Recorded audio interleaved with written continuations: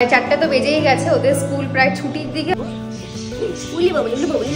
বসার স্টাইল দেখো না, মিষ্টি আছে, এটা বেশি পছন্দ হয়েছে।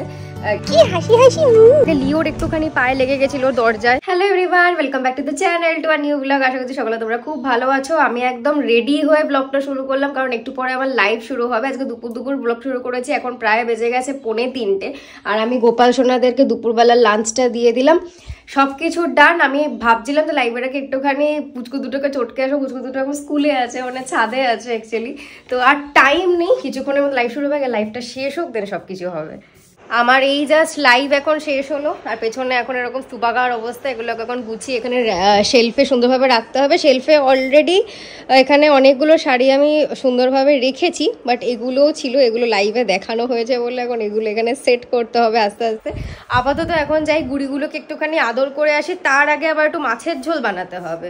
এখন দুপুরবেলা খাওয়ার মতো মাছের ঝোল নেই, মাছের ঝোলটা বানাতে হবে। এখনো লাঞ্চ হয়নি, ভাবতে পারছো 4টে বাজতে যায়।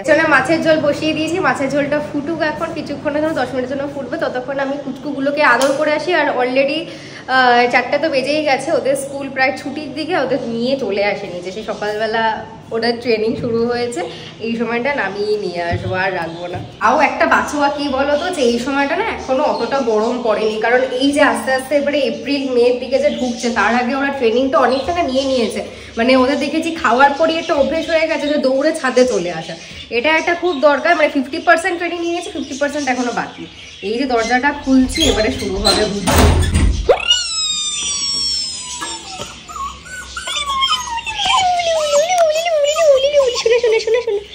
এদিকে এদিকে একটু আদর হবে না?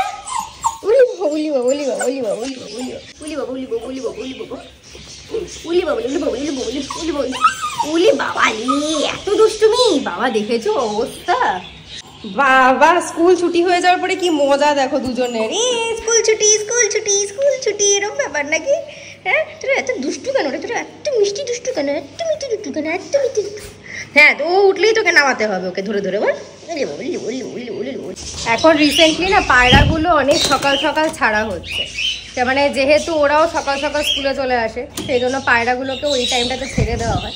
আর এই টাইমটা খুলে দিলে 4টে সাড়ে 4টের দিকে ওরা ঢুকে যায় পটপট করে, না আলো থাকতে থাকতেই ঢুকিয়ে দিবে, কার সন্ধে করি না। আমি পায়রা ঢোকাচ্ছি আর দুজন দেখো এরকম সোয়াগ নিয়ে বসে বসে দেখছে। আবার গিট্টুটার বসার স্টাইল দেখো না, অন্য লেভেলে বসেছে। আর এনি তাকিয়েই আছে আমার দিকে, কতক্ষণ আমার ঢোকানো শেষ হবে পায়রা। আজকে KKR এর ম্যাচ আছে না, ফার্স্ট ম্যাচ আজকে, তারপরে আবার শাহরুখ খান এসেছে। তো আমাদের অনেকক্ষণ ধরে বেরোবার প্ল্যান হচ্ছে যে একটুখানি লিও সিম্বার জন্য চিকেন নিয়ে আসবো। চিকেনের দোকানে চিকেন বলাও হয়ে গেছে, বাট এই ম্যাচ শুরু হলো আর অভিও বেরোতে পারছে না, আমিও হাঁ করে ম্যাচ গিয়েছি। তো ততক্ষণ আমার খিদে পেয়ে গেছে, প্রায় বেজে গেছে এখন 8টা 15। তাই একটুখানি তরমুজ কাটা ছিল, তো এখন তরমুজটা একটুখানি খেয়ে নেবো। মিষ্টি আছে, বাহ। ভাই কোথায়? তুই চলে এলি? ভাই কোথায় বাবা? ভাই নিচে নিচে টিভি দেখছে ঠাম্মুর সাথে। বাহ, ভেরি গুড বয়েজ। বেরোলাম, আর বেরোনোর আগে লিওর একটুখানি পায়ে লেগে গেছিলো দরজায়, সেই জন্য ওর পাটা একটুখানি মাসাজ ফাসাজ করে ঠিক করে দেন। একটু বেরোতে লেটই হয়ে গেলাম। অভিজ্ঞা বললাম তুমি আগে গিয়ে মাংসটা নিয়ে না, কারণ দোকানে অনেকক্ষণ আগেই বলা ছিল, যেহেতু ও অলরেডি দোকানে চলে গেছে, আমি এখন যাচ্ছি হেঁটে হেঁটে। অ্যাকচুয়ালি বলে খেলতে খেলতে এতটা এক্সাইটেড হয়ে যায় না, আবার সবসময় গিয়ে এরকমভাবে নজর দেওয়া সম্ভব হয় বলো? যতক্ষণ পারি নজর দিই, যে মুহূর্তে চোখটা সরে সেই মুহূর্তে কিছু না কিছু একটা এদিক ওদিক লাগিয়ে বসে। তো আজই ওরকম খেলতে খেলতে দরজার পেছনে লিও ছিল, এবারে দেখতে পাইনি আর পায়ে লেগে গেছে ওর ফট করে। লিও সিম্বার চিকেনটা নিয়ে এসেছি, ওই যে পেছনে দেখো, ওদেরকে খাওয়ানো দেখানো লোভ চলছে এখন। ওরা লোভ পাচ্ছে, সেটাতে মজা পাচ্ছে। ওদেরকেও দেওয়া হবে, কিন্তু ওদেরকে কাঁচা চিকেন, ওদেরকে বিস্কিট খাওয়ানো হবে।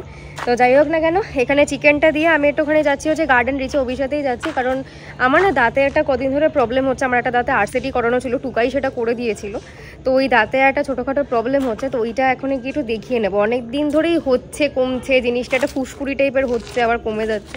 তো ওটা একবার দেখিয়ে আসি, মুখের ভেতরকার ব্যাপার তো, কখন কি হয়ে যায় বলা যায় না। কি হাসি হাসি মুখ বাবা, দেখি তোমার মুখটা, মুখটা হাসি হাসি, কি সুন্দর মুখ বলি। কালকে রাত্রিবেলা ব্লগটা এসে একদমই এন্ড করা হয়নি, প্রায় বাড়িতে ফিরতে ফিরতে 11টা বেজে গেছিল, কারণ টুকাইয়ের চেম্বার থেকে গেছিলাম হচ্ছে একটুখানি বাড়িতে বাবার সাথে একটুখানি গল্প টল্প করলাম, একটুখানি আড্ডা মারলাম, তো ফিরতে ফিরতে অনেকটাই লেট হয়ে গেছিল। তো কালকে সন্ধ্যেবেলা খুব ভালো একটা জিনিস রিসিভ হয়েছে, আমি 4টে হ্যান্ডমেড জুয়েলারি অর্ডার দিয়েছিলাম, সেটা রিসিভ হয়েছে। বাট কালকে লিটারেলি আমার নিজেরই আনপ্যাক করার মুড ছিল না, আর ইচ্ছেও করছিল না, কারণ ওটা যখনই আনপ্যাক করি না ততক্ষণ আমার মনে হয় যে কতক্ষণ তোমাদের সাথে শেয়ার করবো। তো আজকে সকাল সকাল উঠে একদম ওটা আনপ্যাক করেছি আর বসে পড়েছি ক্যামেরা নিয়ে যে তোমাদের সাথে শেয়ার করা হচ্ছে, কারণ তোমরা হ্যান্ডমেড জুয়েলারি ব্লগগুলোতে এত ভালোবাসা দাও। কালেকশন আমার বাট মনে হয় যেন তোমরা ঢেলে ঢেলে ভালোবাসা দিচ্ছে, আজ মানে আমি সবার জন্য কালেকশনটা দেখাচ্ছি, ডেফিনেটলি সবার জন্য দেখাচ্ছি, বাট দেখে নাও আগে ভীষণ ভালো ভালো কটা কালেকশন এসেছে, মানে আমি নিজেও এক্সপেক্ট করিনি যে আউটকামটা এত ভালো হবে। এটা হচ্ছে ফার্স্ট পিসটা, দেখো জগন্নাথ ঠাকুরের একটা ফেস দেওয়া রয়েছে, আর এখানে জুটের টার্সেলটা দেখো কি সুন্দর, আমার এই টার্সেলটা বেশি পছন্দ হয়েছে। এখানে জবা ফুল দেওয়া, একটা অনেকটা বড়, পুরো একদম মানে শাড়ির সাথে ক্যারি করলে না পুরো বুকের কাছে ভরাট হয়ে থাকবে একদম। এটা যাচ্ছে হচ্ছে ফার্স্ট পিস, আর এই হচ্ছে সেকেন্ড, একটা মিনিট,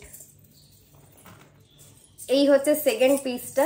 এটা একদম চোকার প্যাটার্নে, নিচে নারায়ণ ঠাকুরের একটা টাসেল লকেট রয়েছে, এই হচ্ছে এইরকম থাকবে জিনিসটা, শাড়ির সাথে পরলে খুব ভালো লাগবে, মানে একদম গলা ভরাট হয়ে থাকবে, আর খুব কালারফুল, এই পিসটা ভীষণ কালারফুল, মানে এগুলো পরলে না সত্যি কথা বলতে কানে কিছু পরতে লাগে না, এতটাই বড় এই পিসটা। আর এই যে পিসটা দেখাচ্ছি, এটা আমি বিশ্বাস করে ভাবিনি যে হোলির ঠিক আগের দিন রিসিভ হবে আমার কাছে, এটা একদম হোলি স্পেশাল।